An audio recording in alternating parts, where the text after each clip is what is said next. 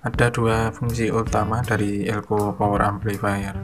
Yang pertama yaitu sebagai filter tegangan, yang kedua yaitu tandon atau tampungan tegangan.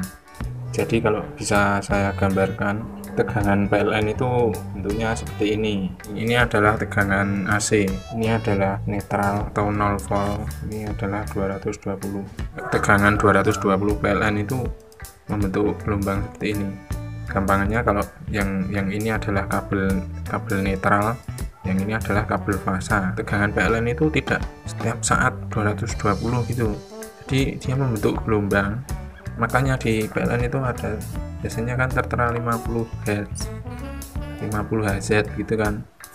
Nah ini artinya adalah ini tingkat kerapatan gelombang ini. Jadi setiap 1 detik itu akan membentuk gelombang sebanyak 50 kali.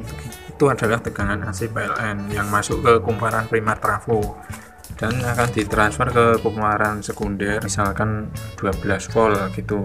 Ini CT nya yang akan kita gunakan sebagai netralnya atau groundnya. Ini adalah 12 volt fasa, 12 voltnya. Nah kita gunakan dioda itu fungsinya untuk memisah antara tegangan positif dan negatif. Soalnya kalau di AC itu kan masih bercampur ya, jadinya kita pisah begini setelah melewati dioda, jadi begini. Nah misalnya ini tegangan positif, ini tegangan negatifnya. Kita bisa bilang ini puncak dan ini lembah ya. Jadi antara puncak dan lembahnya itu dipisah. Ini kan masih renggang. Nah itulah tujuan kita menggunakan trafo CT itu kan ada tertera CT, misalnya CT 12 kan tegangan 12 voltnya ada 2, itu untuk merapatkan kerenggangan ini. Jadi pakai 2 kabel. Kalau digambarkan di sini ini fasanya berlawanan antara 12 volt dan 12 volt satunya ini keterbalikan begini. Misalnya 12 volt, ini juga 12 volt, positif 12 volt kan. Dan dari sini ini kan berubah menjadi negatif. Nah sewaktu ini berpindah ke negatif, yang sini ngisi 12 volt di sebelahnya. Jadi setelah menjadi searah, disearahkan dengan dioda akan lebih rapat seperti ini. Ini adalah kumpulan tegangan positif dan ini negatifnya akan lebih rapat gitu. Nah itulah maksud dari tegangan CT, biar kalau kita buat menjadi tegangan simetris itu biar lebih maksimal lah. Nah lalu apa fungsi elko sebagai filter tegangan, yaitu setelah disearahkan dengan dioda itu ini sudah berubah menjadi tegangan DC tapi tidak murni. Kenapa? Karena ini masih ada gelombang-gelombang dari tegangan AC tadi, masih ada ini. Yang DC murni itu kan mestinya seperti ini. Ini positif, ini 0 atau negatif gitu. Ini juga sama, ini positif 0. DC murni itu tegangan positifnya harus rata kayak gini, tidak bergelombang-gelombang kayak gini.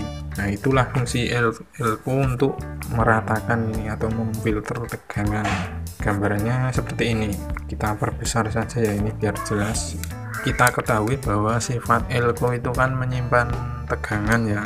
Nah inilah yang digunakan untuk meratakan tegangan. Sewaktu dioda mengalirkan tegangan positif, misalnya ini positif, ini 0, ini elko ini juga akan terisi 12 volt misalnya gitu, karena DC nya kan masih ini berbentuk riak-riak atau gelombang gini. Nah si elko ini yang berfungsi untuk biar ini tetap di 12 volt. Jadi di antara sini dan sini ini yang ngisi elko.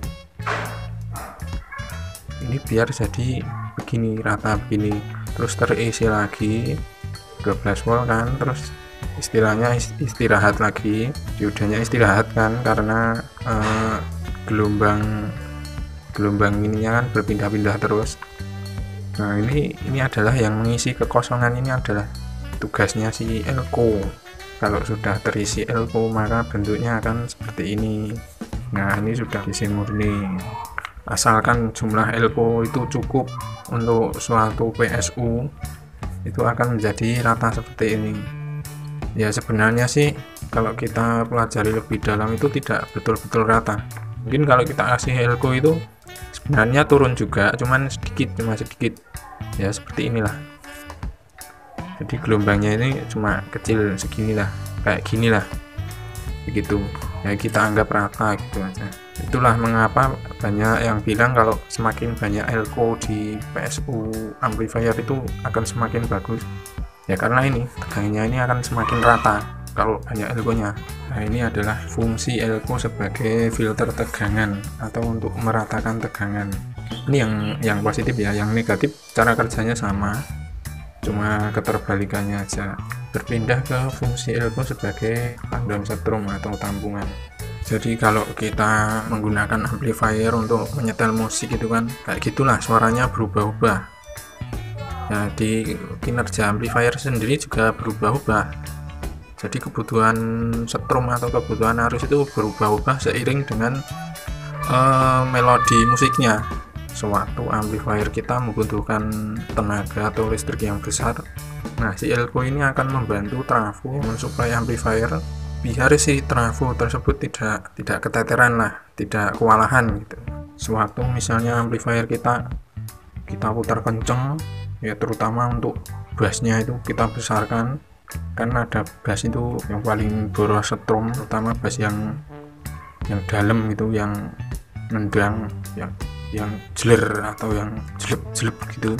Jadi sewaktu si trafo itu bekerja untuk mensuplai dioda dan disearahkan begini di tegangan di elko ini juga sewaktu kena bass itu akan turun.